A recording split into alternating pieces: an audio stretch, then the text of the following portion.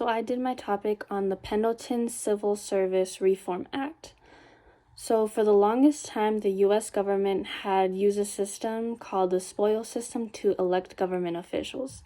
What this system was that already elected government officials would have the power to elect whomever they thought was fit for certain positions in the government. So who would mostly get elected were people who were well acquainted with them and were in the same political views as them. So the spoils system had been going on for so long that American citizens saw nothing wrong with it and didn't do anything against it. Although there were some few select individuals over the years who did see how corrupt the system was, and one of them was President Abraham Lincoln.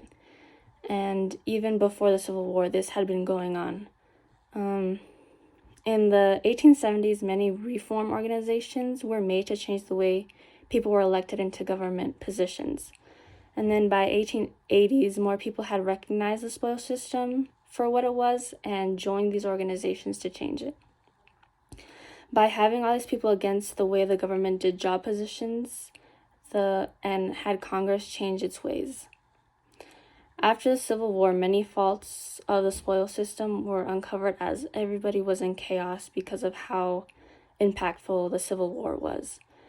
Before the war, the bureaucracy was not that big, but after the war, it grew immensely. The elected officials at the time had a tough time electing people that fit their own agenda, and those who were already working under them, they had trouble keeping track of who was on their side and who was not in the government. The chaos had ensued in the government after the Civil War, so that was when they had switched to a merit system to better provide for the people, which is how it always should have been and not the spoils system.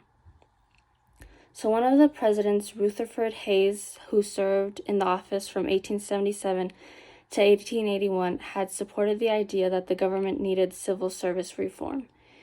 His actions did not always seem in favor of that act, but he did minor changes that did help with it. In his position as president, he thought Congress would listen to him because he was the president of the United States, but they did not. Although Congress did not side with him, he did make minor changes throughout his presidency to further support civil service reform, and that did inspire people to make a change. When James Garfield won in the presidential election of the 1880, he was in support of the reform, but he wasn't wholeheartedly into it, so it wasn't that major for him and wasn't in the forefront of his mind. But in 1881, just 1 year after his election, he was assassinated by Charles, I think it's called Guiteau. Charles had attempted to involve himself in Republican politics, but he was never really an important figure in the party, so he wasn't that in favor of Charles.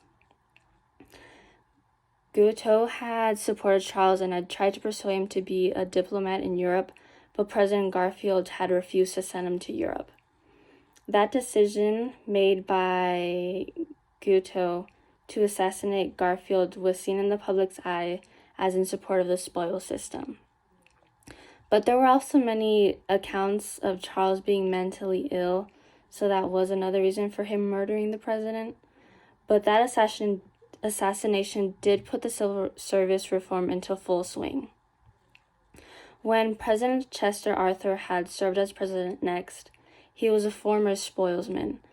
So even though he was in support of the spoils system before, when he did become president, he changed his ways and did full support for the civil service reform. In 1883, Arthur signed the Pendleton Service Reform Act into law. Many bills before the Pendleton Act were passed, but at the time George Pendleton had introduced it to the Congress, it had become more popular to change the way the government ruled.